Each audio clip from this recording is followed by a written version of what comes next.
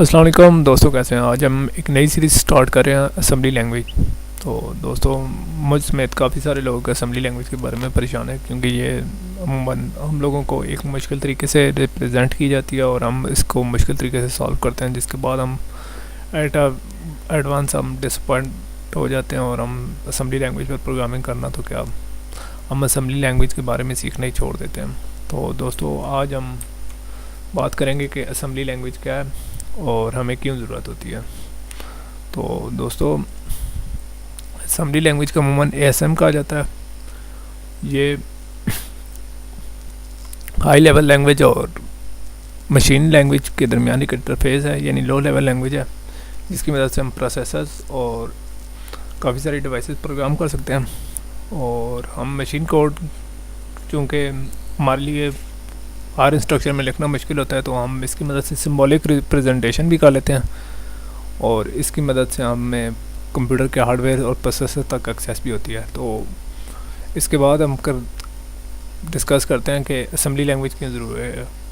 تو میں آپ لوگوں کو بتا دیتا ہوں کہ کبھی کبھار ہم ہائی لیول لینگویج میں پروگرامنگ کرتے ہیں، تو ہم ٹرانسلیٹر یا انٹرپریٹر کو کہتے ہیں کہ یار یہ ہمارا یہ انسٹرکشن کمپیوٹر تک فلو کر دو، تو وہ کرتا رہتا ہے. لیکن ٹرانسلیٹر اتنا بھی سمارٹ نہیں ہوتا کہ وہ بہو ویسے ہی کر لے. کبھی کبھار اس سے کم کر دیتا ہے، کبھی کبھار اس سے زیادہ کر دیتا ہے. اس کی مثال گوگل ٹرانسلیٹ کی ہے، جس میں ہم اپنی ایک اردو میں انسٹرکشن لکھتے ہیں اور وہ آگے سے انگلش میں کچھ اور لکھ دیتا ہے. تو اسی طرح ہم کبھی کبھار کچھ انسٹرکشنز پاس کر رہے ہوتے ہیں، تو ہمیں کیسے پتہ چلے گا کہ یہ انسٹرکشن جو ہم نے پاس کی ہے وہ ویسی کمپیوٹر کو تک پہنچ رہی ہے کہ نہیں. تو اس کے لیے ہمیں اسمبلی لینگویج کی ضرورت پڑتی ہے. اور اس کا جو دوسرا بینیفٹ ہے وہ یہ ہے کہ ہم کبھی کبھار انسٹرکشن میں بہت ساری مسٹیک کر جاتے ہیں، جو کہ ہمیں ہائی لیول لینگویج میں تو محسوس نہیں ہوتی، لیکن اس کی وجہ سے پروسیسر یا ہارڈ ویئر کو کافی سارا کام کرنا پڑ رہا ہوتا ہے، اور ایک انسٹرکشن جو 5 منٹ میں ہو سکتی ہے شاید وہ گھنٹوں لے رہی ہوتی ہے. تو اس کی مدد سے ہم اپنے کوڈ کو آپٹیمائز بھی کر سکتے ہیں. اور ریئل ٹائم یعنی کمپیوٹنگ جو ہے وہ اس کی مدد سے ہی پاسبل ہے. یعنی جس طریقے سے ہم نے آپٹیمائز کیا تھا کوڈ کو، اس طرح ریئل ٹائم کمپیوٹنگ بھی اس کی طرح پاسبل ہے.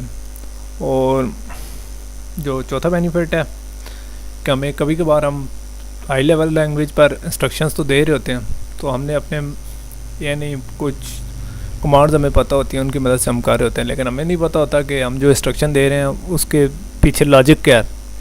تو جب ہم اسمبلی لینگویج میں کرتے ہیں تو ہمیں پتہ چلتا ہے کہ اس کے پیچھے لاجک کیا ہے.